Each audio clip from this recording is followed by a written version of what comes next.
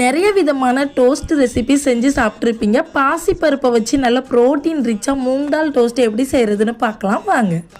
அதுக்கு பாசிப்பருப்பை ஒரு மணி நேரம் ஊற வச்சு எடுத்திருக்கேன். இதை மிக்சர் ஜாரில் சேர்த்து அது கூடவே ஒரு 4-5 பச்சை மிளகா, 2 துண்டு இஞ்சி, ஒரு 5-6 பல்லு பூண்டு சேர்த்து நல்ல பேஸ்ட்டாக அரைச்சி எடுத்துக்கிடலாம். இது கூட நான் துருவின கேரட், பொடியாக நறுக்கின வெங்காயம், குக்கும்பர், கொத்தமல்லி, கருவேப்பிலை சேர்த்துருக்கேன். உங்களுக்கு என்னென்ன வெஜிடபிள்ஸ் வேணுமோ சேர்த்துக்கோங்க. கூடவே கொஞ்சமாக மஞ்சள் தூள், மிளகாய்த்தூள், கரம் மசாலா, தேவையான அளவு உப்பு சேர்த்து நல்லா மிக்ஸ் பண்ணி எடுத்து வச்சுக்கிடலாம்.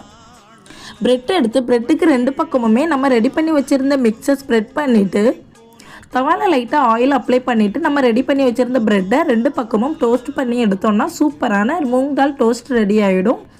நல்ல ப்ரோட்டீன் ரிச்சாக பயங்கர ஹெல்த்தியாக இருக்கும். நீங்களும் ட்ரை பண்ணி பாருங்கள். அப்படியே நம்ம வீடியோவுக்கு மறக்காமல் லைக் அண்ட் ஷேர் கொடுத்துட்டு நம்ம சேனலையும் ஃபாலோ பண்ணிக்கோங்க. டாடா.